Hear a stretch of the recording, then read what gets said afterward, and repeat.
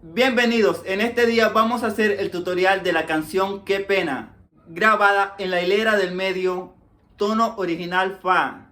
En este caso la vamos a hacer en un 5 letras.